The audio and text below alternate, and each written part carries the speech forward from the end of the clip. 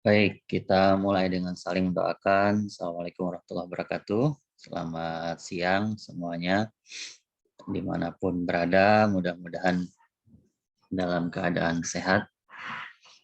Eh, Hari-hari ini kita berharap terus berlanjut, ya, di mana melandainya kasus COVID, walaupun diprediksi akan meninggi lagi, ya. Kabarnya akan meninggi lagi karena beberapa negara di Eropa, di Asia Utara, Rusia itu udah WFH lagi mereka 2 pekan. Nggak tahu lah ya. Kita ini nggak bisa klaim-klaim sudah aman gitu. Tahu-tahu nanti datang lagi gelombangnya. Uh, ya beresiko teman-teman angkatan 2021 ini kalau terus berlanjut berarti memang dihasilkan oleh pembelajaran online ya sepenuhnya. Nggak pernah bertemu di kelas secara langsung. Nanti ya biasanya akan sedikit gagap kalau ujiannya itu dilaksanakan secara offline, ya, secara langsung. Kalau semuanya nanti sampai akhir selesai menggunakan metode online, mungkin ya semuanya nanti akan bisa terbiasa, ya. Ini juga yang agaknya melatar belakangi kenapa sudah ada satu atau beberapa karya, ya, karya ilmiah akhir-akhir ini yang menyatakan bahwa kemungkinan universitas-universitas itu akan mati. Wah, ini jadi kajian tersendiri ya di dunia pendidikan hukum. Mungkin akankah ini berlaku juga di pendidikan hukum kalau bentuk pembelajarannya akan terus begini, ya. Tentu ini sedikit banyak juga akan mempengaruhi bagaimana politik hukum, pengaturan pendidikan hukum.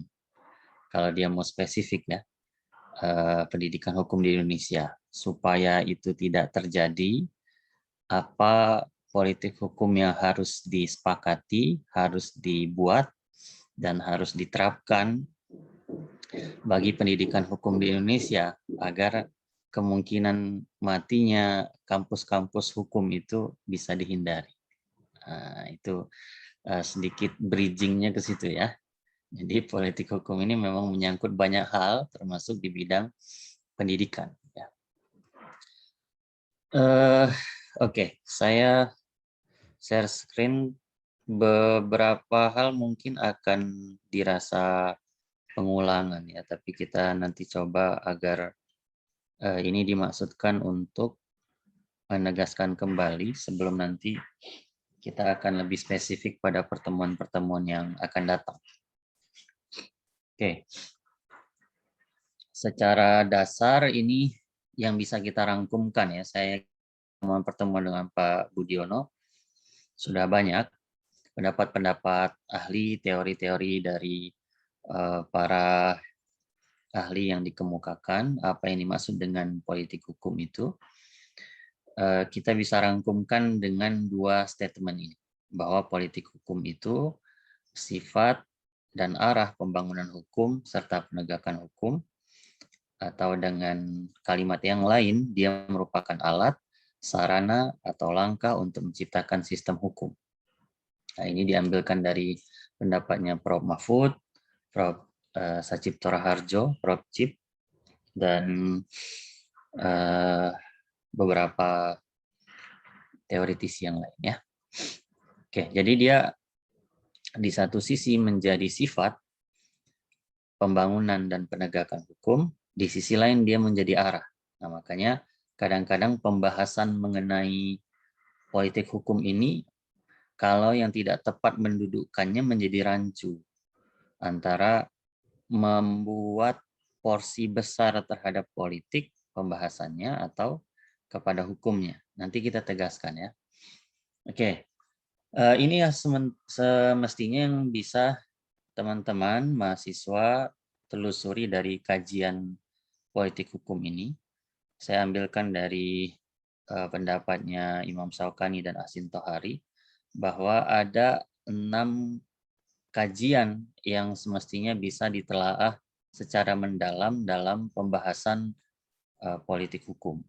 Yang pertama, karena dia merupakan sifat dan arah pembentukan dan penegakan hukum, maka yang dikaji dalam politik hukum ini terkait dengan proses penggalian nilai-nilai dan aspirasi. Jadi apa yang dimiliki oleh masyarakat, apa yang dimiliki oleh rakyat, itulah yang semestinya digali secara mendalam agar diketahui apa sebenarnya yang dimiliki oleh rakyat, dimiliki oleh masyarakat sebagai cara pandang dalam kehidupan berbangsa. Nah, inilah yang kemudian digunakan dalam proses perdebatan, perumusan aspirasi itu, nilai-nilai itu ke dalam rancangan undang-undang yang dilakukan oleh para penyelenggara, ya, penyelenggara negara, ya khususnya oleh mereka yang berwenang untuk membentuk undang-undang. Penyelenggara negara yang berwenang merumuskan dan menetapkan politik hukum juga menjadi bagian dari kajian politik hukum, makanya ini dekat sekali dengan kajian hukum tata negara ya. Jadi hukum tata negara itu adalah hukum, kita ambil saja teorinya Lohmann yang paling singkat ya. Hukum tata negara itu adalah hukum yang mengatur organisasi negara. Maka di dalamnya ada penyelenggara-penyelenggara. Organ itu tidak bergerak dengan sendirinya. Meskipun dia strukturnya itu, struktur lembaganya sudah bagus, instansinya sudah kuat, instansinya sudah lengkap, tapi kalau penyelenggara negaranya itu tidak dipastikan baik, maka sistemnya akan menjadi tidak baik. Ya, istilah kalau di dunia koboi itu apa, Bapak Ibu, teman-teman punya pengetahuan tentang dunia koboi? Dunia koboi itu kan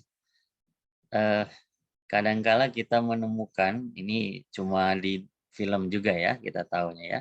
Saya tahunya lebih tepatnya. Mungkin Bapak Ibu sudah ada yang bertemu dengan koboi asli. Jadi kalau kita perhatikan ada satu ungkapan ya di dunia perkoboyan itu, the man behind the gun.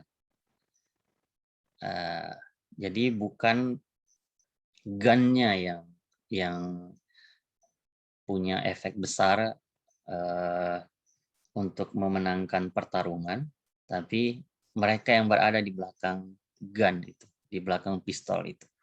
Nah, karena itu tidak bisa berhenti kajian politik hukum itu untuk menelaah nilai-nilai, menelaah aspirasi, kemudian menelaah juga proses perdebatannya, melainkan juga perlu dibahas atau ditelaah siapa penyelenggara yang merumuskan dan menetapkannya. Nah, sinilah esensi dari kajian menurut Syaukani dan Tohari ini, bahwa kajian politik hukum juga mencakup penyelenggara negaranya. Maka pembicaraan bagaimana kapasitas, bagaimana institusionalisasi lembaga-lembaga negara yang di dalamnya ada para penyelenggara negaranya menjadi esensial juga dalam pembicaraan kajian politik hukum. Tentu karena ini wilayahnya juga adalah kajian perundang-undangan, kita bicara tentang peraturan perundang-undangan apa saja yang memuat politik hukum. Nah, ini saya yakin teman-teman sudah melewati pembicaraannya, walaupun kayaknya ada yang cukup senior-senior ini.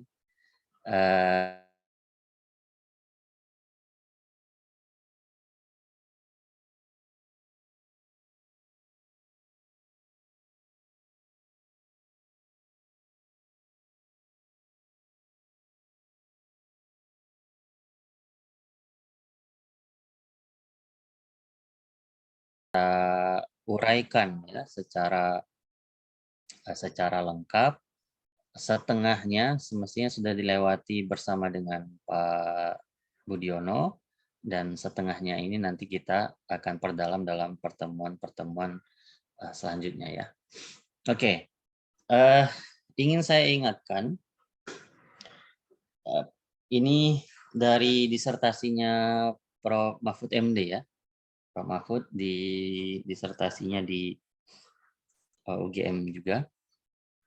Jadi beliau katakan ada pertanyaan-pertanyaan atau pernyataan lebih tepatnya, pernyataan hipotesis kaitan antara konfigurasi politik dengan karakter produk hukum.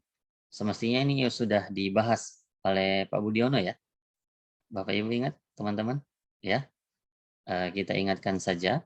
Jadi pembicaraan mengenai ini selalu mendahului dan selalu membersamai telaah terkait dengan politik hukum.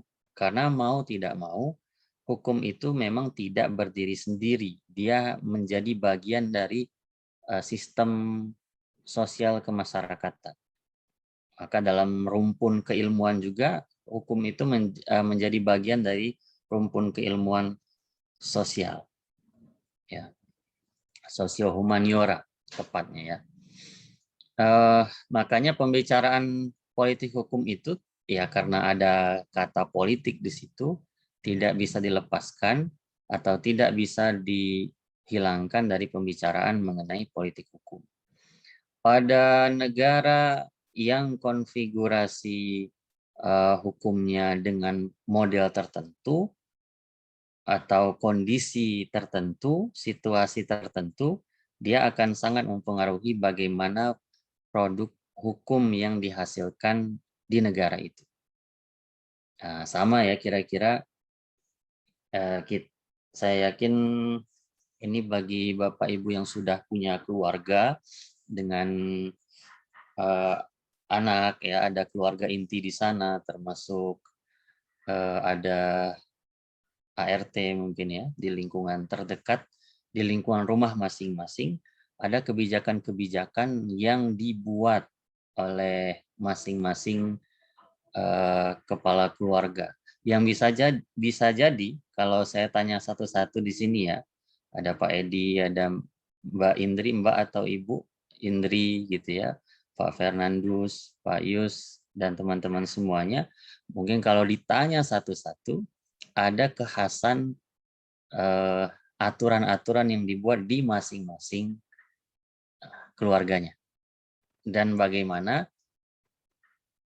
kekhasan itu ya terbentuk dari bagaimana karakter dari sang pembuat aturannya. Nah, saya sering Bapak Ibu teman-teman sekalian membuat survei kecil-kecilan. Biasanya ini di teman-teman S1 ya. Saya katakan, adakah aturan-aturan di internal keluarga yang agak unik, yang cukup unik gitu ya.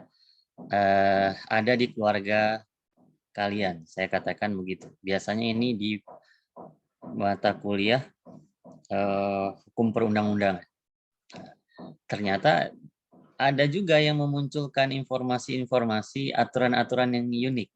Misalnya, setiap orang yang masuk rumah harus memastikan susunan alas kakinya itu menghadap keluar. Gitu. Karena dia tidak punya ini ya, tidak punya rak sepatu gitu. Jadi setiap yang masuk rumah harus memastikan arah dari sendalnya misalnya itu arah keluar. Nah, itu unik juga saya katakan ya. Atau ya ini kayaknya cukup standar ya. Bagi yang setiap kali selesai makan maka harus segera mencuci, langsung mencuci piringnya. Ya, di sesaat selesai makan bahkan sebelum minum itu harus menyelesaikan cuci piringnya dulu. Atau ada yang membuat aturan sederhana kalau handuk itu jangan taruh di atas kasur, ya harus segera dijemur. Nah, pola-pola pendekatan dan aturan-aturan yang dibuat di masing-masing keluarga itu sangat bergantung dari apa yang sedang dihadapi dan juga sangat bergantung bagaimana cara pandang mereka yang membuat aturan-aturan di lingkup keluarga itu. Nah, kalau keluarganya yang memang punya basis kemiliteran, ya mungkin kedisiplinan itu menjadi hal yang paling pokok. Ketaatan untuk mendengar apa yang diperintahkan oleh para kepala keluarga atau ibu, ya, ibu atau bapak. Di dalam keluarga yang dengan nuansa yang berbeda juga masing-masing ada perbedaannya. Nah, ini analogi yang sederhana bisa kita ketahui bandingannya dengan konteks negara. Jadi kalau dalam penyelenggaraan negara itu konfigurasi politiknya itu sangat membuka kesempatan kepada warga negaranya untuk terlibat, maka biasanya karakter produk hukumnya akan sangat populis, responsif, apa yang memang dibutuhkan. Nah, kalau sebaliknya, kalau konfigurasi politiknya otoriter, karakternya akan konservatif, elitis, ortodoks. Ya. Nah, ini misalnya kalau teman-teman memperhatikan ya, bagaimana penyikapan negara-negara terhadap COVID saja itu bisa kita lihat.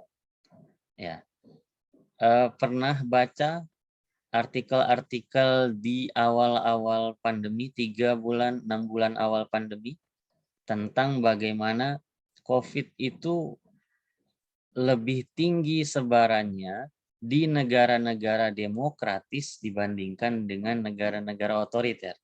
Pernah tahu?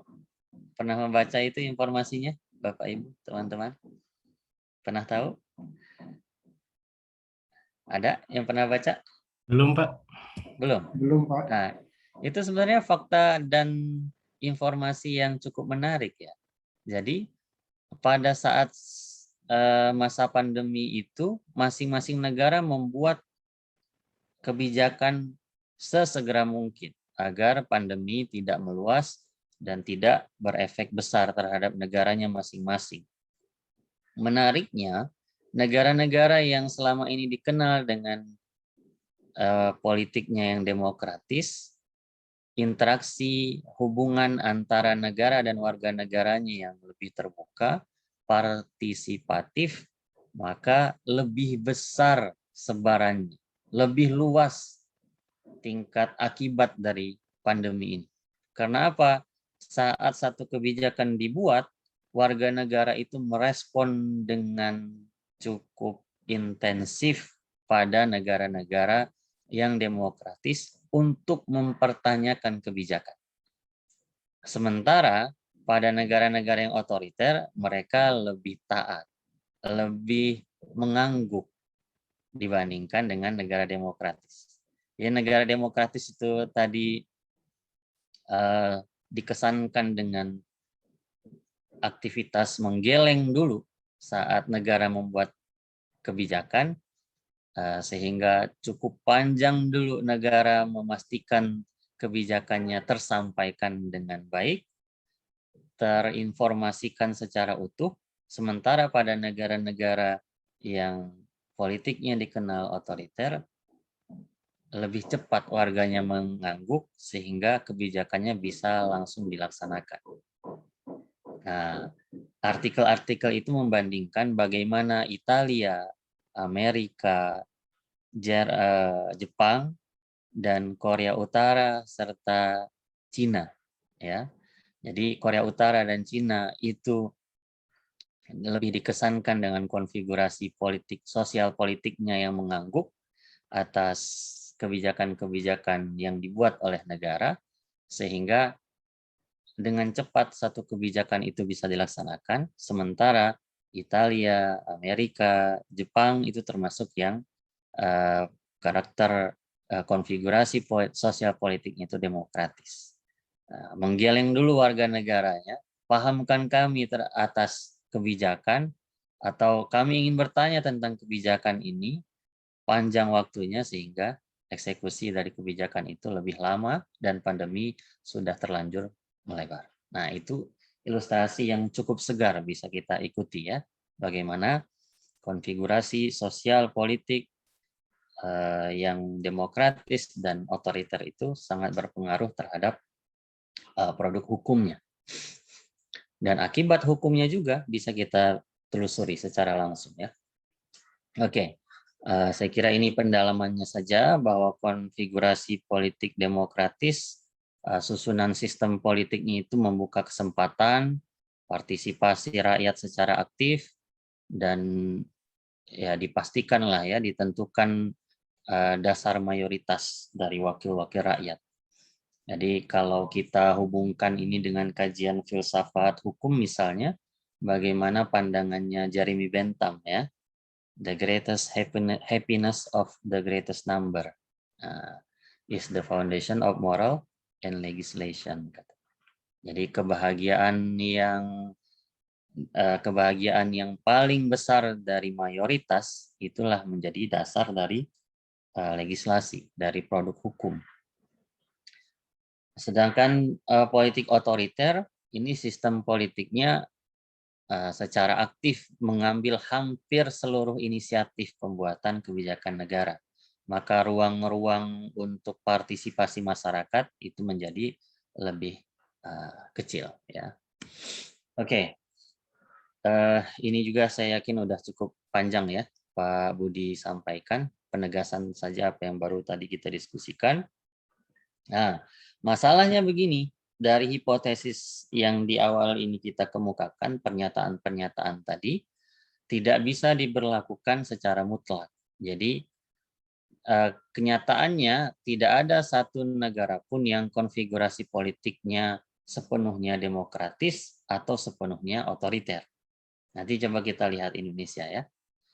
Tidak ada satu negara pun yang produk hukumnya karakternya mutlak itu responsif atau mutlak konservatif, elitis. Pada negara-negara yang dikualifikasi sebagai negara demokratis, ada kalanya terjadi tindakan-tindakan yang bersifat otoriter. Sebaliknya, pada negara-negara otoriter kadang-kadang ditemukan tindakan-tindakan yang demokratis. Jadi yang tadi kita kemukakan di awal merupakan pernyataan-pernyataan hipotesis yang pada kenyataannya kita ketahui ya itulah tampilannya ya, tidak sepenuhnya otoriter dan tidak sepenuhnya demokratis. Ya, ini tergantung dari bagaimana negara itu berkembang ya menghadapi satu situasi. Ya, negara-negara seperti Korea Utara pun tidak mau diklaim sebagai negara atau dicap sebagai negara yang otoriter.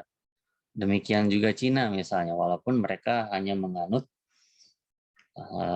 partai politik tunggal, ya, tapi mereka nggak mau dianggap. Makanya mereka menyebutnya republik, tetap republik, Republik Rakyat Cina, ya. Oke, nah kita perlu tegaskan teman-teman sekalian, objek ilmu politik hukum itu adalah hukum, bukan politik. Jadi hukum yang di mana? Jadi jangan sampai nanti terlalu dominan pembicaraan kita tentang politiknya, karena esensinya objek kajian dari ilmu politik hukum itu ya hukum.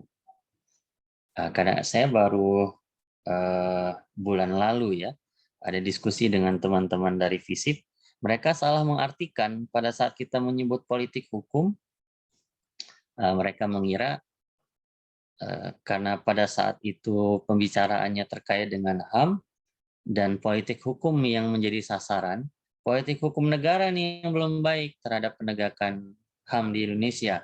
Lalu mereka tersinggung. Ada apa dengan politik? Oh enggak, politik itu adalah arah dari pembangunan hukum. Maka pembicaraan kita di dalam kajian ini adalah terkait dengan hukum yang berlaku dulu pada masa yang lalu. Kita bicara sejarah, hukum yang sekarang, ius constitutum, dan apa yang seharusnya kita bentuk di masa yang akan datang, ius constituendum. Maka metode pendekatannya lebih kepada praktik daripada teoritis. Wujudnya dari politik hukum itu bisa kita telusuri dari seluruh jenis peraturan perundang-undangan. Oke, nah barulah kita masuk pembicaraannya di sini. Jadi dalam pembentukan politik hukum nasional itu ada cukup banyak pihak yang terlibat. Jadi jangan sampai disalahartikan bahwa yang menentukan politik hukum itu hanyalah pemerintah, hanyalah DPR misalnya, karena dia sebagai pembentuk undang-undang, atau pemerintah secara umum, karena dia merupakan pemegang kekuasaan eksekutif, atau lembaga-lembaga negara yang lain. Nah, ada banyak pihak yang bisa mempengaruhi atau terkait dengan politik hukum. Yang pertama tentu, yang paling dominan adalah negara, dalam hal ini pemerintah. Di sisi lain, tentu ada partai politik. Ya, partai politik ini menjadi penyusun pemerintahan. Kalau kata orang Lampung itu namanya Sat Schneider. Sat Schneider tuh bilang political parties create demokrasi. Jadi yang membentuk demokrasi di sebuah negara itu tidak lain adalah partai politik. Makanya tadi misalnya kita sebut negara-negara yang hanya menganut satu partai politik, sebenarnya dia tidak demokratis. Ya, partai politik tunggal itu bukanlah negara yang demokratis karena dia tidak membuka ruang. Ini juga misalnya kita bisa ikuti bagaimana perkembangan di negara kita ya. Hal yang pertama kali marak pada saat reformasi itu bergulir 9899 dalam konteks berhimpunnya masyarakat, apa tandanya? Banyak sekali kan partai politik yang dibentuk. Ya, ini kayaknya para penyaksi juga di sini dari wajah-wajahnya menyaksikan bagaimana jumlah partai politik itu segera membengkak ya. Kalau di tahun 71 pemilu ada fusi partai, semuanya silahkan yang punya jiwa nasionalis bergabung kepada PDI. Yang berjiwa keagamaan bergabunglah di dalam P3. Bagi yang mau berkarya, masuklah ke golongan karya. Gitu ya kira-kira ya, cara membaginya. Seolah yang lain tuh nggak berkarya kalau nggak masuk ke golongan karya, Golkar. Ya akhirnya dipaksa semuanya. Nggak ada varian-varian yang bisa dikemukakan. Ya, variasi-variasi pemikiran, variasi-variasi cara pandang terhadap pengelolaan negara, semuanya ingin disatukan. Nah, akhirnya pada saat reformasi bergulir, semuanya merasa mendapatkan ruang membentuk partai-partai politik baru. Nah, hal yang sama juga terjadi ya pada saat 1955 pemilu pertama, banyak sekali partai politik yang terbentuk. Ya, ingin ikut dalam pemilu perdana di Republik ini 1955. Oke, jadi sangat terlihat ya bagaimana partai politik ini menentukan pembentukan politik hukum. Di Indonesia bukan rahasia umum ya, bukan rahasia umum, bukan rahasia perseorangan. Dia sudah menjadi rahasia umum. Bagaimana saja secara tegas dikemukakan ya, dinyatakan oleh ketua partainya, Anda adalah petugas partai. Gitu ya. Anda adalah petugas partai. Jadi apa yang Anda buat, pastikan itu merupakan perpanjangan dari aspirasi partai politik yang mengusung Anda. Nah, itu nggak bisa kita pungkiri. Karena memang metode seleksi pemimpin ya di negara kita ini masih menempatkan partai politik itu sebagai tokoh utama. Nah, di situ pula lah bagaimana kemarin peristiwa apa ya, kita lebih tepat menyebutnya itu jangan-jangan di sini ada fungsionaris partainya enggak? Partai biru ya yang berupaya untuk dikuasai oleh katanya wakil dari pemerintah. Ya, tentu kita tidak bisa secara pembuktian tegas itu memang dilakukan oleh wakil gitu ya dari pemerintah, tapi karena kebetulan dia ketua staf kepresidenan, jadi dianggap mewakili pemerintah. Kenapa? Yang sekarang benar-benar berada di luar pemerintahan itu kan hanya menyisakan si biru dan si hitam, si orange ya. Sekarang si orange. Siapa si orange? PKS ya. PKS dan Demokrat saja sekarang menyisakan dua partai itu. Jadi kalau ini teman-teman mengikuti tentu upaya untuk adanya amandemen kelima Undang-Undang Dasar 1945, kalau itu mau dipaksakan, ya hitung-hitungan secara kalkulatif, dukungan parlemen itu sudah sangat cukup untuk lanjut. Iya nggak? Sangat mungkin sekarang dengan kondisi sekarang menyisakan dua partai PKS dan Demokrat di luar yang mendukung pemerintah. Makanya kalau saya sering sampaikan ya ke teman-teman, kalau disertasi saya itu di UGM itu nggak laku di pemerintahan Jokowi, terutama di periode 2 ini ya. Karena fungsi pengawasan DPR itu sedang mandul-mandulnya sekarang, tidak dipakai ya karena semuanya sudah diberi kue kekuasaan. Jadi disitulah esensinya kenapa politik hukum nasional itu sangat juga ditentukan faktornya dari partai politik. Jadi kalau partai politiknya itu punya nuansa A, biasanya politik hukum nasionalnya juga bisa diarahkan kepada nuansa A itu dan seterusnya. Ya, termasuk keberpihakannya. Jadi kalau keberpihakannya sangat kuat kepada isu tertentu, maka kemungkinan politik hukumnya juga akan diarahkan ke sana.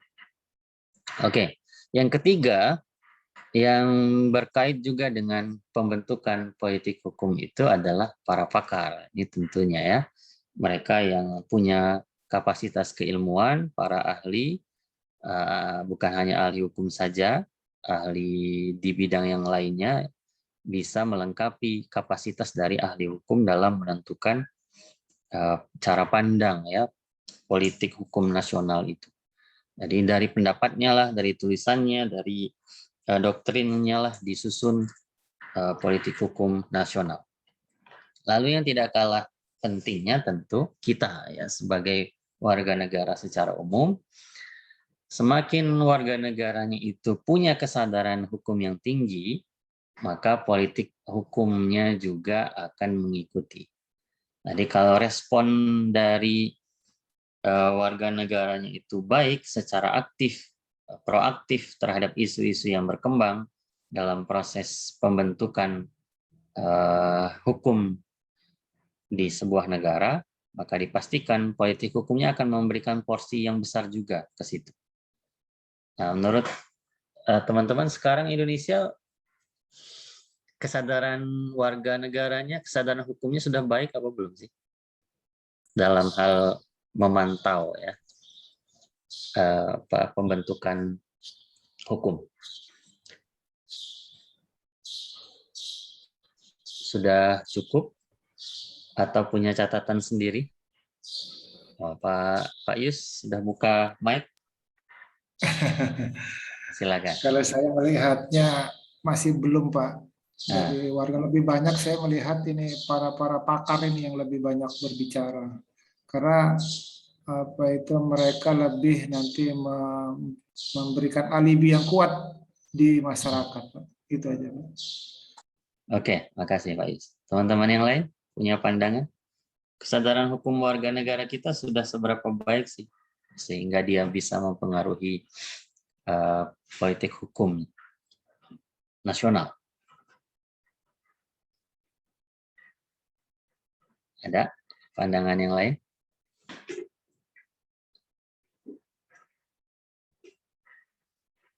Ini kita nggak cukup waktu ya untuk panjang berkenalan ya. Jadi saya tidak mengenal satu persatu. Kalau dia sudah masuk di pembidangan minat, biasanya saya telusuri ya kapasitas masing-masing, profesi sehari-hari, sehingga itu akan juga biasanya mempengaruhi ya diskusi kita di kelas. Oke, gini, coba kita lihat bagaimana respon masyarakat terhadap beberapa rancangan undang-undang yang menjadi isu besar di media. Rancangan undang-undang Cipta Kerja, misalnya, ya, dengan metode Omnibus Law itu. Respon masyarakat gimana sih kemarin itu sebelum 6 Oktober 2020 ditetapkan, disahkan undang-undangnya? Saya yakin kita mengikuti ya pembicaraan bagaimana cukup intensnya penolakan ya dari serikat buruh, dari mahasiswa, dari berbagai kalangan. Nah, jadi kalau hal yang berkaitan dengan hak konstitusional biasanya respon masyarakatnya menjadi intensif. Ya. Ada rancangan undang-undang HIP. Nah, ini juga cukup ramai ya. Nggak enak juga ini singkatannya. HIP. Bukan HIV. HIP. Haluan ideologi Pancasila. Nah, gimana respon masyarakat? Ya banyak betul ya yang kontra ya. Yang pro itu masih biasanya ikut dengan partainya pemerintah. Ya, masyarakat masih cukup baik meresponnya. Ini agak panjang kalau kita telusuri di sana ya, bagaimana negara itu seperti, lebih tepatnya pengelola negara, lebih tepatnya lagi pembentuk undang-undang, berarti semakin tidak mengenal warga negaranya dengan rancangan undang-undang HIP itu. Apa maksudnya? Kalau pernyataan Soekarno 1946 itu disampaikan ke telinga para pembentuk undang-undang HIP itu, saya yakin mereka akan tersadarkan ya. Apa pernyataan presiden kita? Pancasila itu adalah 5 perasaan bangsa Indonesia. Ya. Jadi kalau 5 itu mau disederhanakan jadi 3, terus jadi Trisila, terus disederhanakan lagi menjadi Ekasila, 1 sila saja, berarti penyelenggara negaranya makin hari makin paham dengan perasaan warga negaranya, atau makin mensimplifikasi perasaan warga negaranya. Makin paham atau makin nggak paham dengan warga negaranya. Pak Fernandus misalnya, ini dikenal dengan pribadi yang baik, gitu ya, rajin menabung, tidak sombong, apalagi ramah, begitu ya. Nah, murah senyum misalnya. 5 gitu, dikenal di kelas B2 ini. Terus ada yang menyatakan, oh enggak, Pak Ferdinandus itu cuma murah senyum, rajin menabung, dan tidak sombong. 2 dilewatkan sama dia. Terus ada satu lagi yang bilang, oh enggak, Pak Ferdinandus itu hanya murah senyum saja. Berarti makin lama makin nggak kenal kan dengan Pak Ferdinandus. Gitu. Nah, itulah kira-kira ilustrasinya dari penyederhanaan Pancasila menjadi Trisila, menjadi Ekasila. Nah, makanya intens sekali ya warga negara merespon draft itu sehingga akhirnya batal disahkan. Nah, ini salah satu bentuk bagaimana politik hukum nasional itu bisa sangat mudah terpengaruhi arahnya, arah pembentukannya, arah pelaksanaannya kalau dia sudah dilaksanakan, kalau kesadaran hukum warga negaranya itu tinggi. Sekarang misalnya, teman-teman juga saya yakin ikut mengamati bagaimana proses persidangan di Mahkamah Konstitusi. Mengikuti nggak? Tentang pengujian Undang-Undang Cipta Kerja. Ada yang tahu berapa permohonan pengujian Undang-Undang Cipta Kerja ke Mahkamah Konstitusi sampai hari ini? Berapa jumlahnya? Baik itu judicial review untuk uji material maupun uji formil. Ada yang tahu? Terakhir yang saya tahu tidak kurang dari 14 permohonan. 14 atau 18. Dan itu menyerang dari banyak aspek. Yang dipermasalahkan warga negara itu banyak sekali aspek. Jadi hampir semua bagian ya yang menjadi sasaran tembak pengujian Undang-Undang Cipta Kerja ke Mahkamah Konstitusi. Yang paling dominan tentu teman-teman dari Serikat Pekerja. Ya, dari proses persidangan di Mahkamah Konstitusi juga kita lihat, kita ketahui bagaimana pemerintah itu, para saksi itu menyampaikan kepada Hakim Konstitusi bahwa ada cukup banyak episode dengar pendapat dengan pemerintah itu yang Serikat Pekerja merasa ditipu oleh pemerintah. Ini ada nggak teman-teman dari LSM Pekerja atau yang concern dengan dunia ketenaga kerjaan? Ada, teman-teman? Nggak ada. Ya, itu yang paling tinggi ya pembahasannya. Aspek lingkungan juga seperti itu. Bagaimana ketentuan 30% hutan di setiap provinsi itu kemudian dihapuskan oleh Undang-Undang Cipta Kerja. Wah, itu jadi pesan yang luar biasa kepada keberlangsungan perhutanan ya di Indonesia dan seterusnya.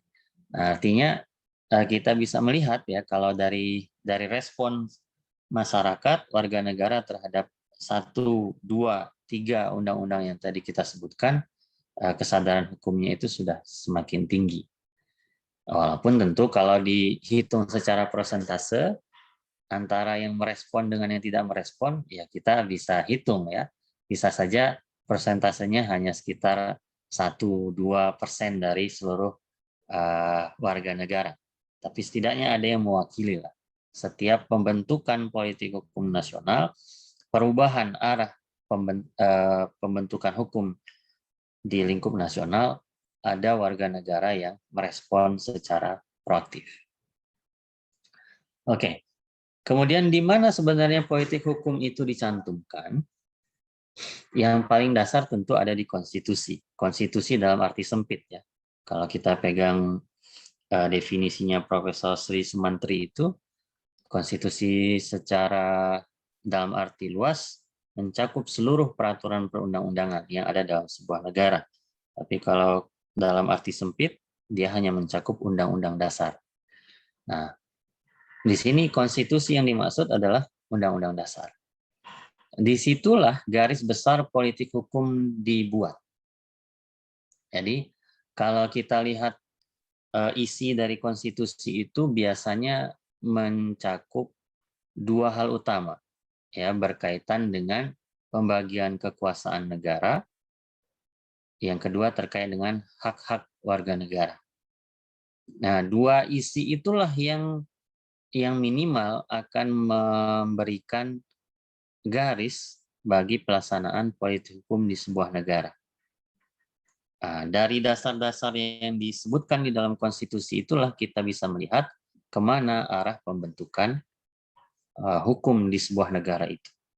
Misalnya, bagi pengaturan tentang hak-hak warga negara, maka hal-hal yang berkaitan dengan kebebasan berpendapat harus berpegang kepada ketentuan di pasal-pasal yang berkaitan dengan itu.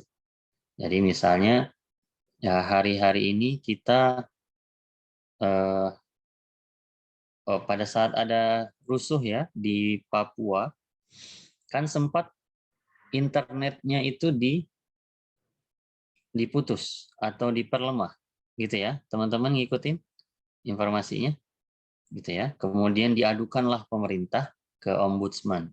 Ombudsman menyatakan bahwa pemerintah salah ya menghilangkan atau memutus internet pada saat itu, karena itu adalah hak warga negara dalam aspek informasi telekomunikasi. Nah, ada sandaran konstitusi yang ditautkan di situ untuk menguji bahwa kesalahan telah dibuat oleh negara. Itu hanya satu contoh saja, dan banyak contoh yang lainnya. Artinya apa? Hal-hal yang diatur di dalam konstitusi itu menjadi tautan utama, payung utama yang memastikan seluruh ketentuan peraturan perundang-undangan yang ada di bawahnya tidak boleh bertentangan dengan itu. Ya. Kemudian politik hukum juga tentu dicantumkan di dalam undang-undang ya secara in concreto, salah tulis ya, ketentuan yang berlaku. Jadi detail-detail sebagai turunan dari konstitusi maka dimasukkan ke dalam undang-undang, berlanjut kepada turunan undang-undangnya sebagai pelengkap. Termasuk di sini hal yang berkaitan dengan ketentuan adat, ketentuan dari hukum agama diambil juga mempengaruhi politik hukum nasional. Disitulah sumber material ya dari politik hukum nasional. Oke, ini penegasan saja bahwa yang menjadi sandaran dalam politik hukum nasional, karena tadi ditegaskan politik hukum nasional itu utamanya ada di konstitusi, dan bagian dari konstitusi Indonesia itu ada di pembukaan Undang-Undang Dasar, maka hal-hal yang berkaitan dengan poin-poin inilah yang menjadi acuan dalam politik hukum nasional kalau disandarkan pada pembukaan Undang-Undang Dasar. Jadi bahwa semua yang berkaitan dengan kemerdekaan dari penjajahan, pengakuan akan kedaulatan Tuhan, melindungi bangsa, melindungi tumpah darah ya, tanah air, kemudian memajukan kesejahteraan umum, mencerdaskan bangsa sampai ikut dalam tertib dunia, hingga 5 nilai dalam Pancasila menjadi sandaran. Ya, disitulah kita bisa melihat secara lengkap bagaimana politik hukum nasional itu harus menautkan substansinya ya, jangan lepas dari aspek-aspek ini karena inilah yang menjadi landasan utamanya. Nah, kalau dulu di dalam Undang-Undang Dasar sebelum amandemen kita bisa melihat ada peralihan ya, aturan peralihan di dalam Undang-Undang Dasar yang menyebutkan segala peraturan perundang-undangan yang ada masih tetap berlaku selama belum diadakan yang baru.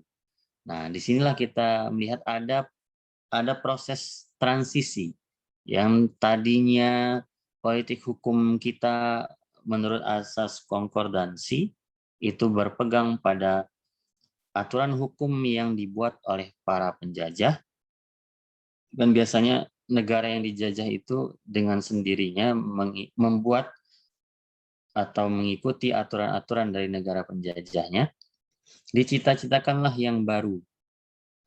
Dalam amandemen Undang-Undang Dasar ditegaskan kedaulatan berada di tangan rakyat dilaksanakan menurut Undang-Undang Dasar. Artinya semua hal yang baru itu acuannya dari Undang-Undang Dasar dan dilaksanakan menurut Undang-Undang Dasar. Ini pergeseran politik hukum. Oke, by the way kita sampai jam berapa ini? 12.08. Biasanya sampai jam berapa dengan Pak Budi? Sampai maghrib? Kalau di jadwal sampai 12.50, Pak. Oke. 12.50 ya. Kalau di tengah-tengah ada yang menarik untuk didiskusikan, di ini aja ya. Di jeda saja ya. Oke. Ya, enggak harus sampai jam segitulah ya. Nanti kita ada sesi diskusi. Terima kasih Mbak Jihan. Oke. Inilah kaitannya teman-teman sekalian ya. Jadi produk hukum itu sangat ditentukan bagaimana konstitusi memberikan batasan-batasan, dan konstitusi itu digali dari norma-norma yang berkembang di tengah-tengah masyarakat. Jadi ada norma, semua norma ya, termasuk di situ ada terkait dengan hukum internasional. Termasuk juga ada doktrin-doktrin yang mempengaruhi satu konstitusi.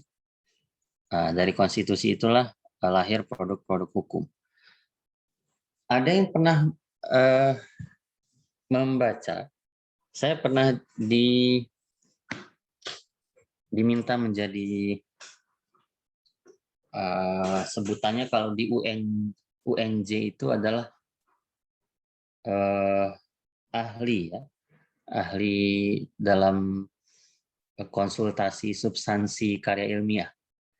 Nah, jadi ada yang pernah menggalinya begini, teman-teman di UNJ. Mereka menggali bahwa ternyata para pendiri bangsa itu sangat luas wawasannya. Apa tolok ukurnya?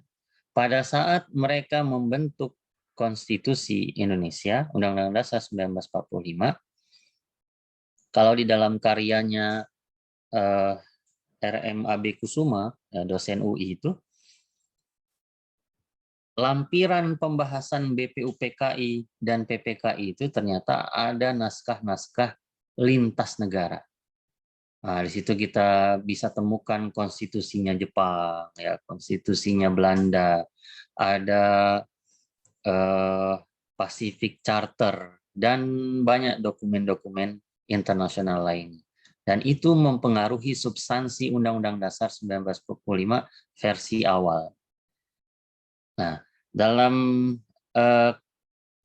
kondisi itulah kita pahami bahwa banyak sekali pemikiran-pemikiran pendiri bangsa itu yang dilandaskan pada pemikiran-pemikiran dari luar, yang itu menjadi sumber ya bagaimana konstitusi awal kita, negara kita itu disusun. Tentu tidak menegasikan ya, menghilangkan norma-norma yang selama ini memang sudah menjadi bagian dari kehidupan kita. Nah, disitulah kita menemukan adanya norma agama, norma masyarakat, norma susila, dan seterusnya. Terbentuklah konstitusi, dari konstitusi lahirlah produk-produk hukum. Jadi politik hukum itu tercermin dalam konstitusi kita, ya, penegasan dari yang tadi. Oke, nah bahan baku bagi hukum nasional itu masih berkait dengan pembahasan yang tadi. Sumber materialnya itu bisa dari semua yang dimiliki kita sebagai sebuah bangsa. Filternya itu adalah Pancasila, Undang-Undang Dasar 1945, kemudian turunlah ke dalam produk-produk hukum nasional yang prosedurnya diatur dalam Undang-Undang 12 2011 sebagaimana diubah Undang-Undang 15 2019 tentang pembentukan peraturan perundang-undangan. Nah, filter ini yang memastikan apapun politik hukum nasional, arahnya, kemudian jalannya, kemudian pembentukannya, ya, cara-cara yang dipilih untuk membentuk politik hukum nasional itu disaring.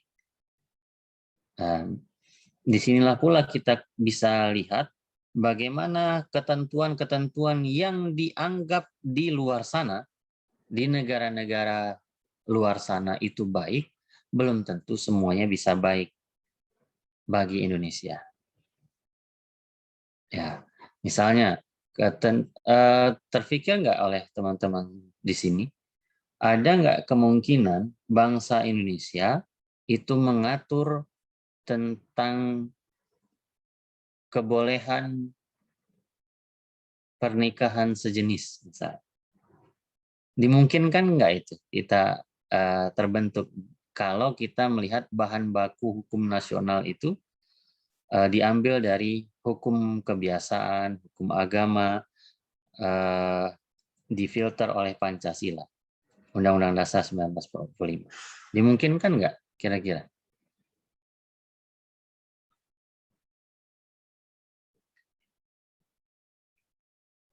Ayo.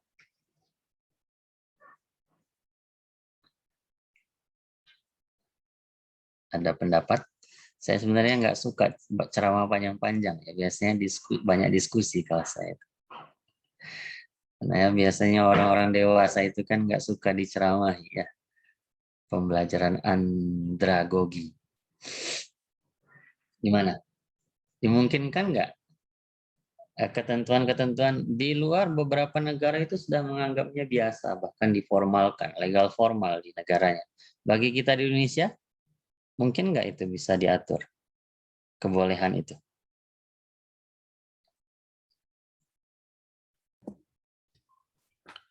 Seharusnya tidak dimungkinkan, Pak Kil. Cuma masalahnya ini kan sumber materialnya ada HI dan DST itu. HI dan seterusnya. Nah, itu yang justru apa namanya, ada kemungkinan walaupun itu kecil itu bisa menyesuaikan sebenarnya, termasuk diantaranya konfigurasi politik hukum kita itu kan demokrasi ya, katanya demokrasi lah ya, walaupun tadi sempat disinggung bahwa dalam demokrasi juga bukan berarti tidak ada yang otoriter kan begitu ya. Makanya kalau memang seperti ini, kecuali misalnya kita bisa katakan sumber material kita adalah hukum kebiasaan dan hukum agama, titik di situ ya. Kalau sampai di situ mungkin saya katakan tidak mungkin gitu ya.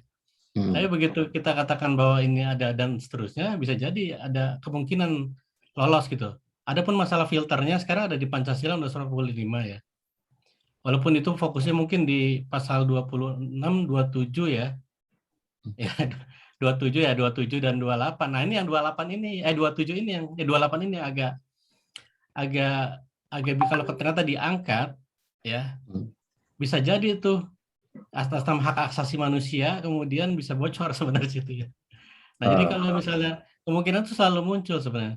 Walaupun katakanlah tadi sempat disampaikan bahwa Pancasila begitu diperas kan ujung-ujungnya gotong royong tuh kalau menurut Pak Karno ya. Kalau diperas jadi cuma satu gitu. Nah, jadi kecuali kalau diperas ternyata jadi ketuhanan yang Maha Esa, nah itu ceritanya jadi berbeda mungkin ya. Kalau itu ternyata perasaannya, maka kami bisa katakan tidak mungkin. Tapi pada saat posisi sumber materialnya seperti ini dan filternya hanya ini, saya bisa katakan kemungkinan itu ada tuh. Itu mungkin, Pak Jo. Oke, makasih Pak Hendy. Satu lagi deh. Mungkin ini kayaknya kalau ngangkat isunya agak menggelitik baru menarik gitu ya untuk didiskusikan. Silakan. Silakan Pak Ferdinand.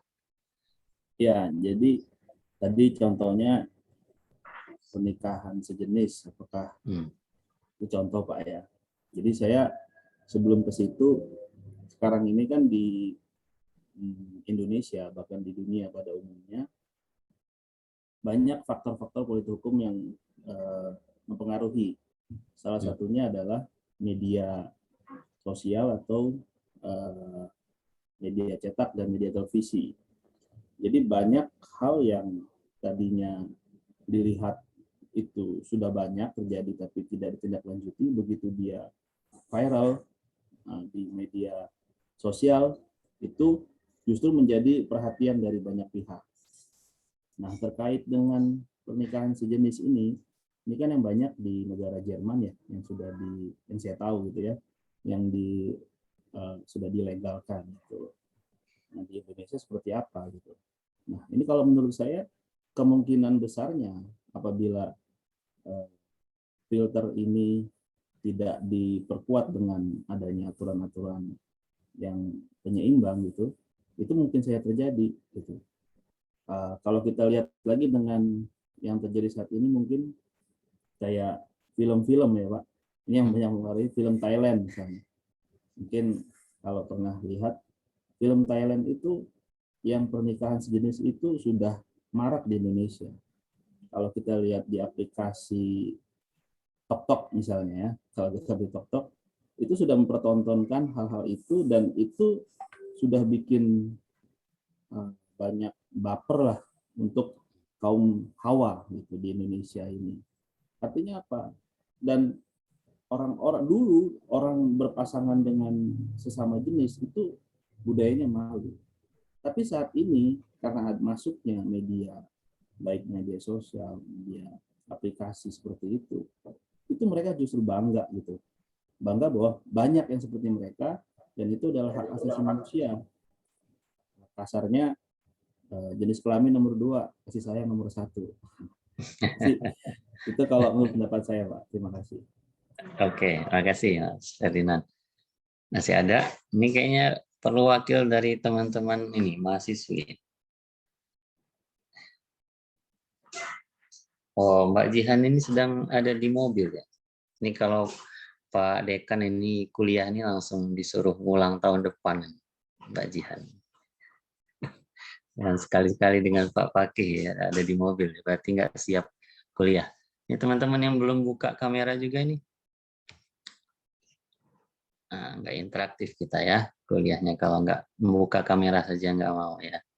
Wah, ada yang di mobil juga. Saya pernah sekali kuliah di semester lalu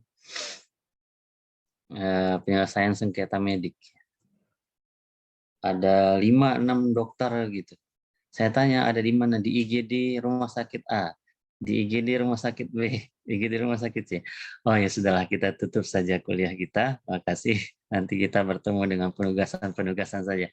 Gimana kita sedang di awal-awal pandemi dan memang itu kebutuhan ya, mereka ada peran yang harus dimainkan di sana. Ya agak ego, agaknya kalau mau meminta perhatian yang penuh gitu ya dalam perkuliahan. Akhirnya kita tutup saja gitu ya. Oke, saya berharap yang hari ini sedang ada di kendaraan, di pertemuan akan datang nggak ada di kendaraan lagi ya, supaya memastikan ya kita memang sama-sama siap untuk berbagi ya sharingnya. Yang hari ini masih bertahan dengan tutup kamera, saya berharap pertemuan akan datang kita tertibkan lah ya. Kan seharusnya teman-teman hari ini ada di kelas kan? Kalau perkuliahannya normal kan, nggak ada pandemi. Ya sebagaimana layaknya itulah kita ada di kelas ya, hanya kita di ruang masing-masing. Oke, jangan sampai merusak mood lagi seperti ini nih, merusak flow dari diskusi kita ya. Oke, balik ke pertanyaan yang tadi, gimana? Memungkinkan nggak kalau filternya itu masih Pancasila, Undang-Undang Dasar 1945, ada pengaturan-pengaturan yang seperti tadi, pengaturan pernikahan sejenis. Oh iya, ada informasi terbaru ini agak juga mengancam ya bagi kita para orang tua ini.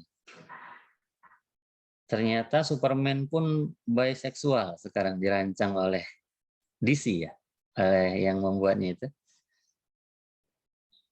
Jadi dia penyuka juga sesama jenis.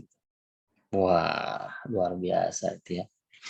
Nah ini kalau filternya itu nggak kuat, wah, memang kampanyenya kan semakin hari semakin luar biasa ya.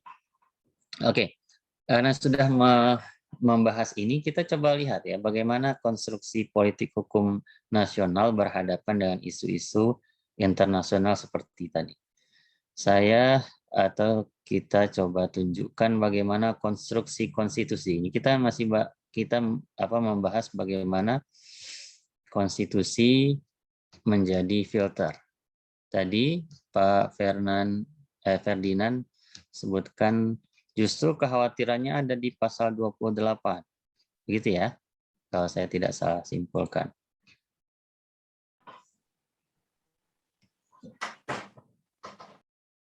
Oke, kita share screen ya. Nah, justru di sini teman-teman sekalian ya, yang kadang tidak ditegaskan oleh para pembentuk undang-undang.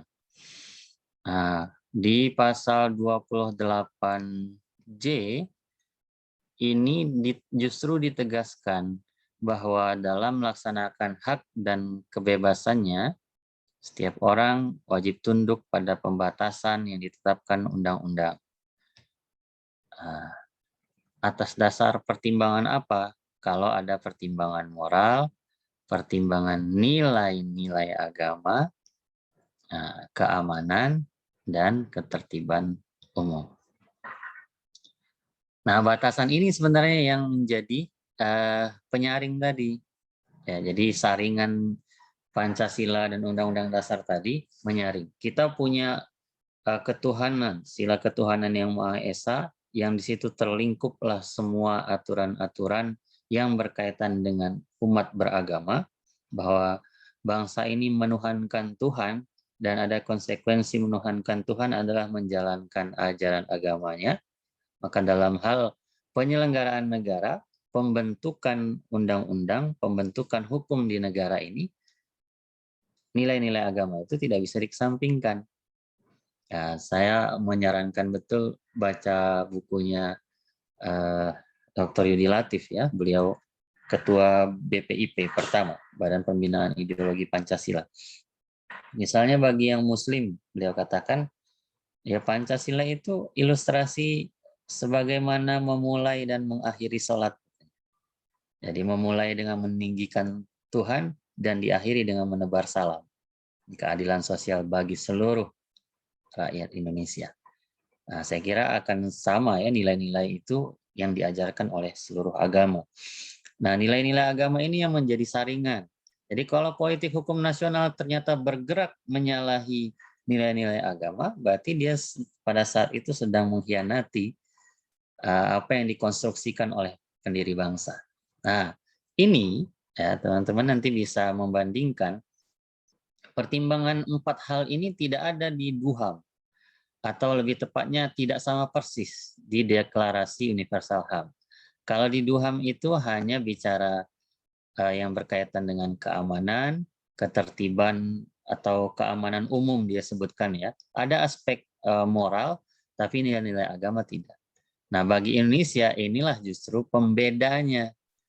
Jadi selama saringannya itu adalah nilai-nilai agama ini, maka politik hukum nasional yang berkaitan dengan perkawinan tadi ya misalnya ya, dia harus disaring dengan ketentuan-ketentuan ini, nilai-nilai agama ini. Nah, disitulah bagaimana pentingnya ya satu rumusan peraturan perundang-undangan itu secara bijak menyerap seluruh nilai yang berkembang di tengah-tengah masyarakat supaya tidak ada yang merasa ditinggalkan. Ya, jadi hukum kebiasaan oke, masuk menjadi sumber material. Hukum agama iya, hukum barat iya, HI iya juga ya. Termasuk tadi pemikiran-pemikiran ya dari para ini jadi biasanya sharingnya jadi bermasalah ya. Saya tutup sebentar.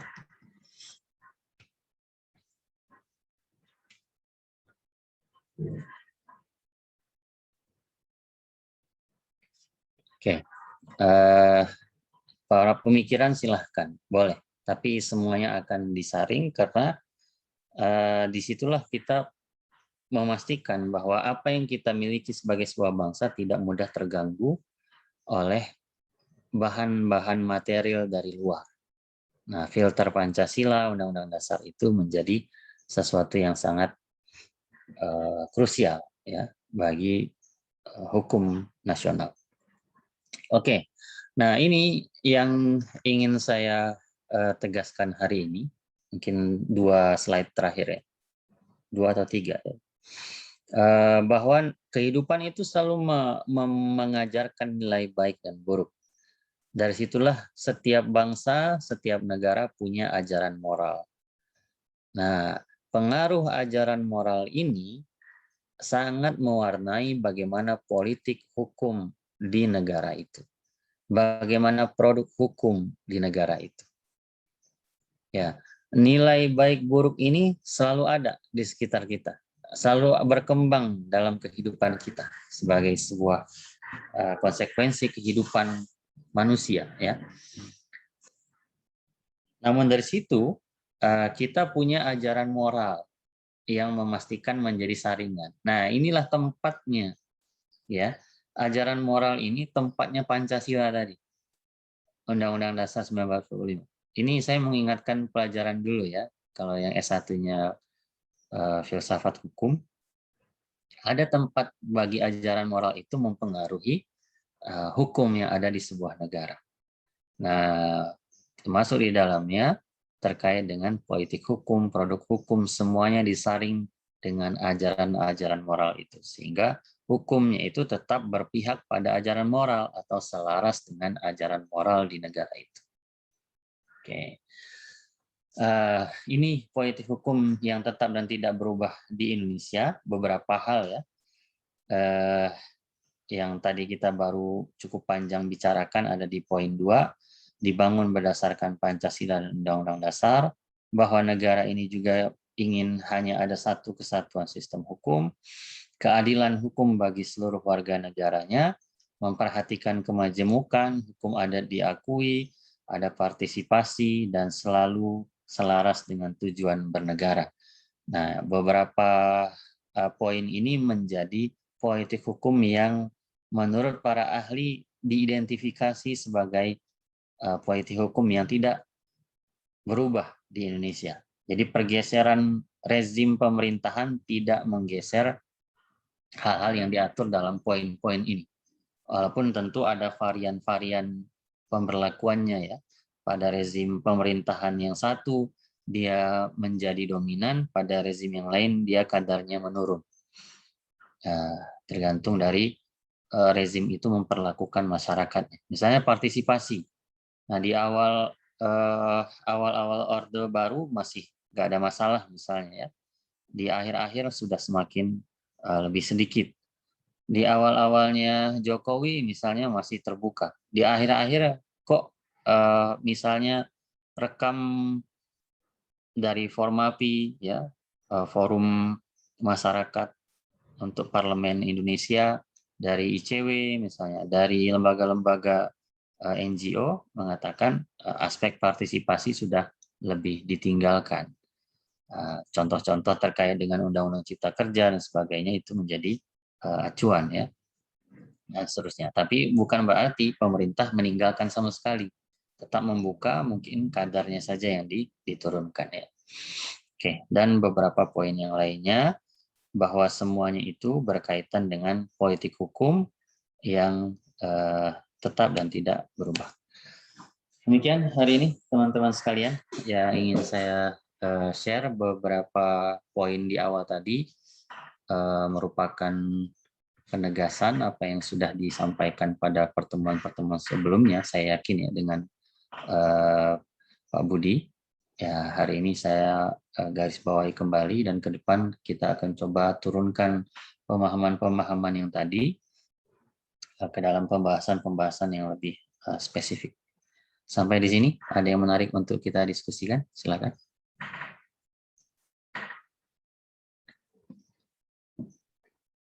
Izin Pak, bertanya Pak. Silakan, Pak John. Politik itu kan mempengaruhi hukum seperti yang Bapak jelaskan tadi. Itu bagaimana konfigurasi kekuatan yang ada di belakang pembuatan dan penegakan hukum itu, Pak? Konfigurasi kekuatan itu ada letaknya di mana dalam pembuatan dan penegakan hukum itu yang dilakukan oleh mungkin lembaga eksekutif bersama dengan pemerintah maupun pakar-pakar yang dirumuskan dalam pembuatan suatu undang-undang misalkan gitu Pak. Terima kasih. Ya, konfigurasi politiknya semua yang berkaitan dengan kekuatan-kekuatan ya.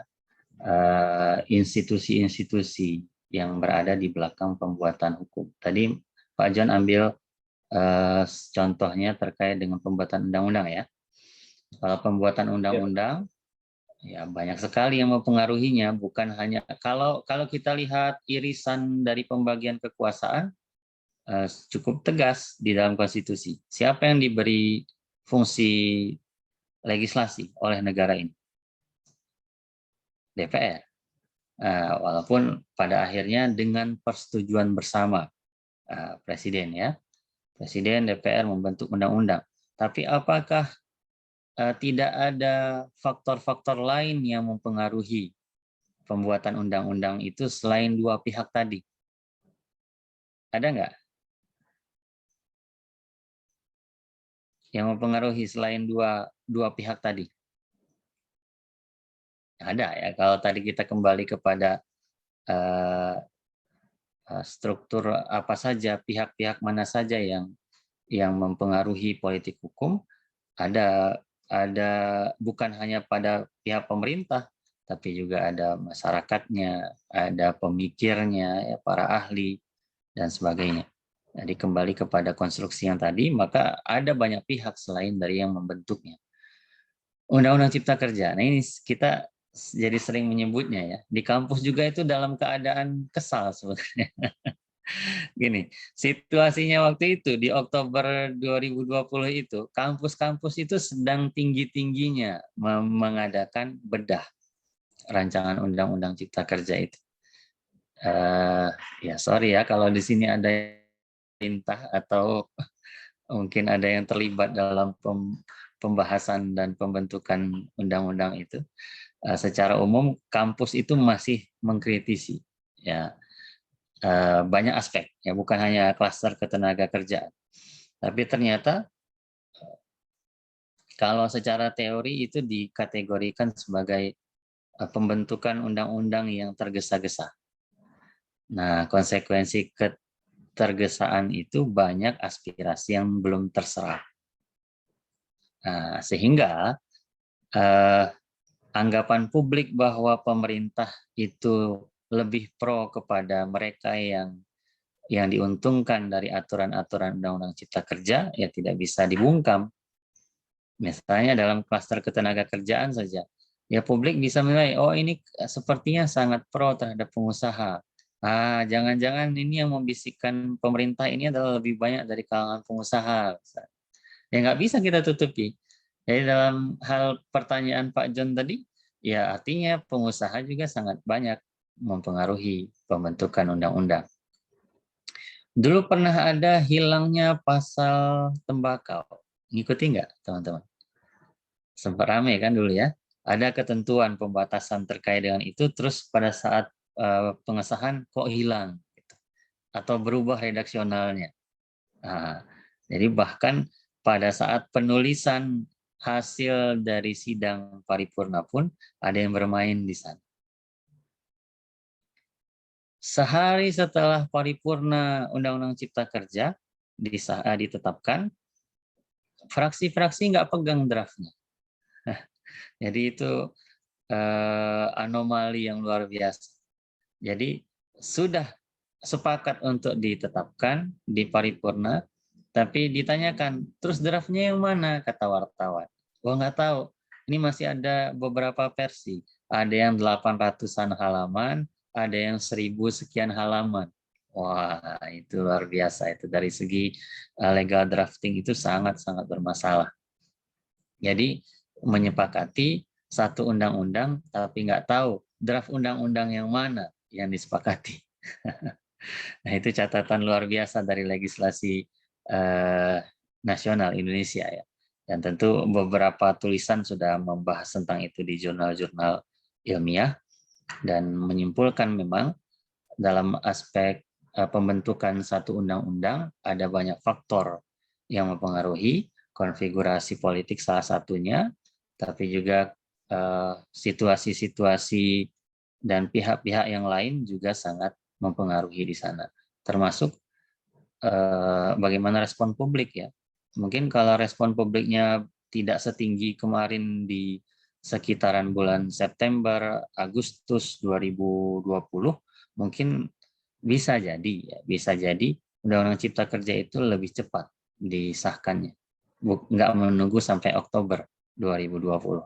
Cuma karena respon publiknya masih tinggi, resistensi atas beberapa ketentuan klaster itu masih ingin didiskusikan, akhirnya di-stop pembahasannya sementara. Lalu dalam beberapa minggu dibahas kembali dan kemudian disahkan. Ya agak terkaget-kaget kita ya. Makanya teman-teman mungkin baca atau mendengar videonya Profesor Maria S.W. Sumarjono. Ya, beliau itu kopromotor ya kalau di UGM itu. Kopromotornya Profesor Mahfud saat beliau S3 di sana. Beliau katakan, Prof. Mahfud, bukankah disertasinya bilang Nah, hasil disertasinya bilang bahwa yang namanya peraturan atau undang-undang, kalau dia otoriter maka bukanlah peraturan. Masih disinggung-singgung begitu sama dosennya, gitu ya. Karena Prof. Mahfud kan sekarang di pemerintahan, diingatkan gitu. Nah, baru diingatkan di pekan-pekan itu, kemudian ternyata disahkan undang-undangnya. Ya ini pilihan. Akhirnya sekarang kan pemerintah disibukkan mondar-mandir Mahkamah Konstitusi, ya, dipanggil MK untuk pengajuan undang-undang Cipta Kerja ini yang tadi saya sebut tidak kurang dari 14 atau 18 judicial review. Ya akhirnya repot sendiri kan, repot sendiri, bolak-balik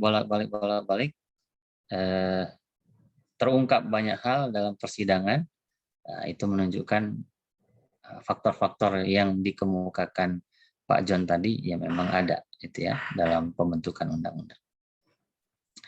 Begitu Pak John, mudah-mudahan tidak puas ya. Terima kasih Pak. Silakan. Ada yang menarik? Saya Pak John. Silakan Pak Edi. Pada masa pandemi ini kan semuanya terdampak ya Pak, baik itu ekonomi, kesehatan, bahkan di hukum juga. Ya. Nah, makanya saya perhatikan pemerintahan itu sekarang itu lebih senang bikin SKB, surat keputusan bersama antar menteri. Nah itu kalau dari segi hukum seperti apa itu Pak untuk SKB-nya itu, apakah dia mempunyai kekuatan hukum atau seperti apa? Mungkin itu pertanyaan saya Pak. Makasih Pak Zul. Ya, makasih Pak Edi. Kalau SKB itu dilihat dari teori perundang-undangan, ya dia bagian dari kesepakatan antar lembaga negara yang kekuatannya dibandingkan dengan satu sektoral tentu lebih menaungi banyak sektor. Misalnya kebijakan terkait dengan perpindahan tanggal kalender ya, kalender merah gitu ya. Yang baru kemarin itu Maulid Nabi harusnya hari Selasa, jadinya hari Rabu dipindah. Esensinya bukan memindahkan Maulidnya jadi hari Rabu, tapi memindahkan liburnya. Dan kalau kita lihat dari aspek kekuatannya, wilayah cakupannya menjadi lebih luas dan menyelesaikan satu kebijakan sekali pukul istilahnya. Jadi misalnya kalau itu kebijakannya oleh satu sektor saja, kesehatan misalnya dianggap ini nggak melibatkan atau belum mendapatkan pandangan dari kalangan agamawan misalnya terkait dengan perpindahan ini, maka dilibatkanlah agamawan di situ ya, Kementerian Agama. Kemudian dari aspek apakah ini benar-benar berpengaruh dengan pandemi, maka diajak juga Kementerian Kesehatan, ada BPBD, Badan Penanggulangan Bencana Nasional. BPBN ya. BNPB. Badan Nasional Penanggulangan Bencana juga dilibatkan di situ, sehingga dalam satu keputusan bisa menggambarkan bahwa telaahnya sudah mencakup banyak aspek. Lebih ke sana penegasan. Lain ceritanya nanti kalau diputuskan oleh masing-masing kementerian tadi, ya akhirnya tidak. Ini kaitannya dengan efisiensi dan kesegeraan sebenarnya. Jadi kalau menunggu dulu masing-masing buat keputusan oleh kementerian atau badan, baru nanti disatukan, tidak efisien. Ya. Gitu Pak Edi, mudah-mudahan tidak puas. Oke, teman-teman yang lain, masih ada yang menarik untuk didiskusikan? Cukup jelas? Cukup bingung? Cukup Pak. Oke, cukup jelas ya. Mudah-mudahan pertemuan yang akan datang kita lebih interaktif ya kelasnya. Dan jangan mau terlalu lama satu arah lah. Ya, Ya, kita lebih asik kalau kelasnya itu kita terlibat semua menyampaikan pendapat gitu. Ini kan apalagi strata 2 ya. Strata 2 itu teori-teorinya harus lebih matang karena itu nanti dituntut di tesis. Saya ingatkan juga ya teman-teman nih, mulailah dari semester sekarang, semester 1 itu menemukan tema-tema untuk tesis. Ya, dan segera kumpulkan bahannya, mulai menulis. Yang jadi PR kan memastikan bahwa arah penelitiannya itu belum ada atau ada perbedaan dengan penelitian sebelumnya. Nah, kalau itu sudah dipastikan, running aja, jalan aja tesisnya, supaya lebih cepat. Saya membimbing masih temu angkatan 18, kasihan, terlalu lama. Karena telat memulai. Kunci dalam semua aspek kehidupan itu kan apa? Kunci menjadi terdepan adalah mulai duluan. Kira-kira kalau di MotoGP itu ada yang dipersilakan mulai duluan, dia pasti jadi terdepan gitu ya. Nah, teman-teman sekalian ini masih ada di semester 1, mulailah segera.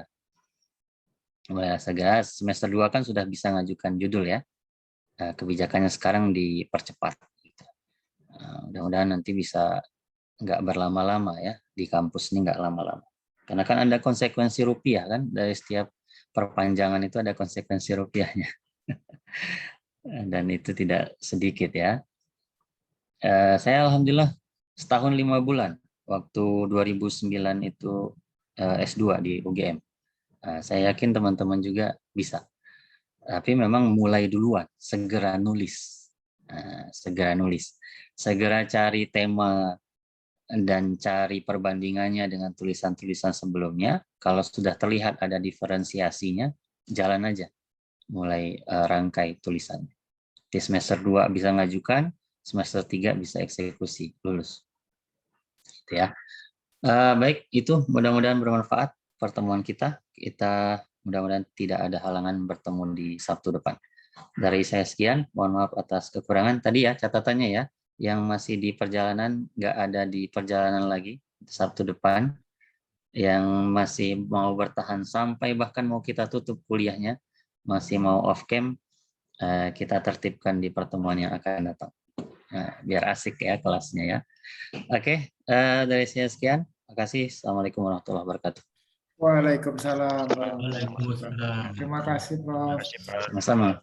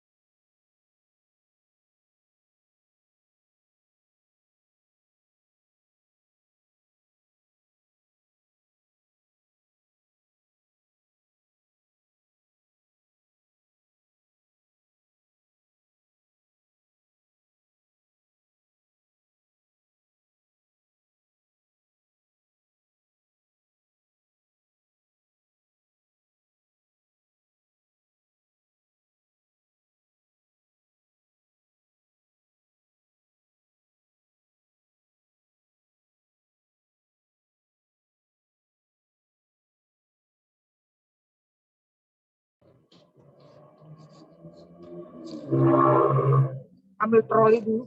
Oh ya. Ya.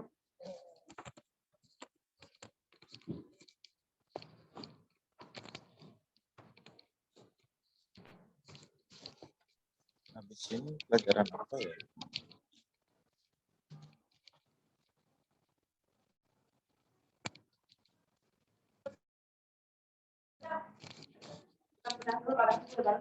Ya, terima kasih. Bukunya sudah ada, baru bisa ceknya, tapi tidak rupiah. Nggak apa-apa, cuma itu barang bisa ya? Itu barang bisa. Ini dibawa aja, Bu. Nggak apa-apa. Itu tanda pembayaran kan ya? Ya.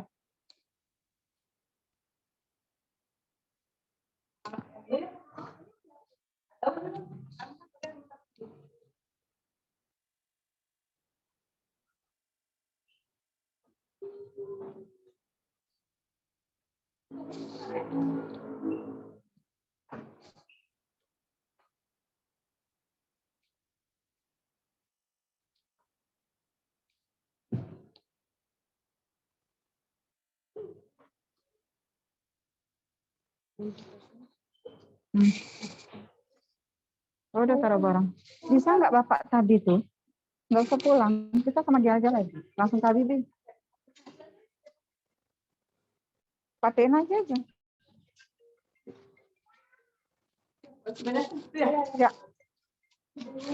Nggak, biasa aja, Pak. Ya.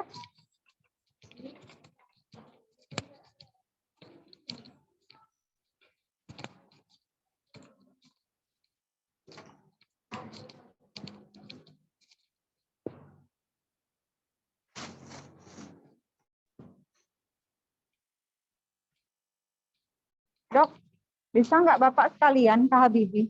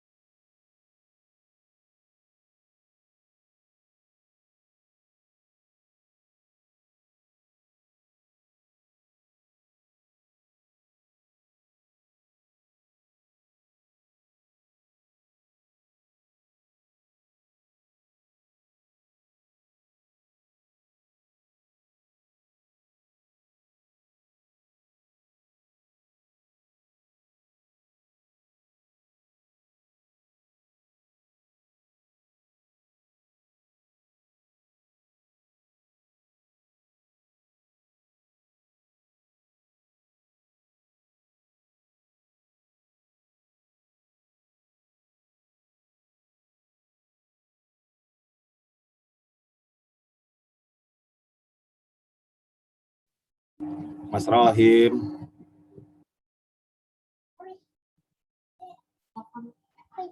Iya Bang Dharma, gimana Bang? Mas, diteleponin Bu Nikmah tanya. Iya tak? Ya. Beliau mau gabung, nggak bisa masuk. Itu nggak dikunci Bang.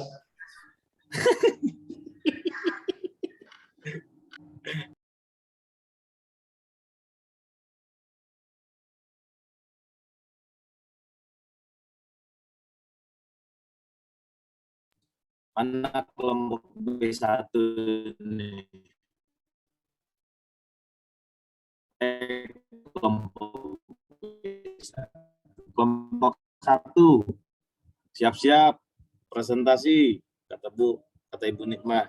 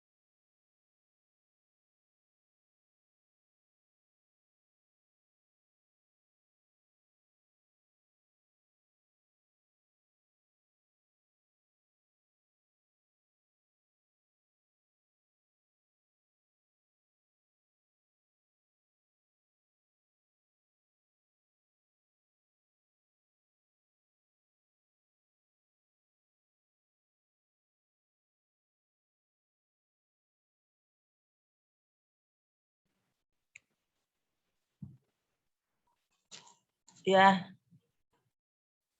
Assalamualaikum warahmatullahi wabarakatuh. Bisa didengar suara Ibu, Nak? Bisa, Ibu. Waalaikumsalam. Bisa, Bu. Ya. Siang dan salam sejahtera untuk kita semua. Tabik pun. Iya pun. Iya pun. Bagaimana kelompok 1 sudah siap? Silahkan.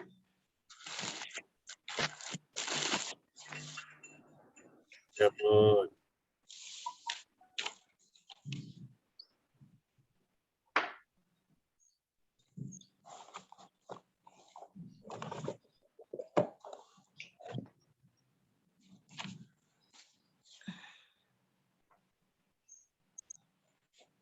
Siapa ketua kelompoknya?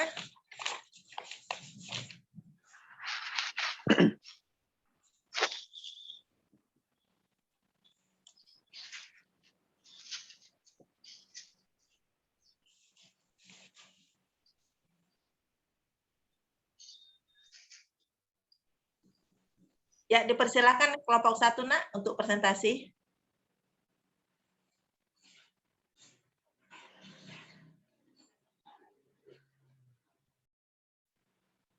Sebutin nama-nama kelompoknya dulu ya. Materinya apa? Judul yang dibuat apa?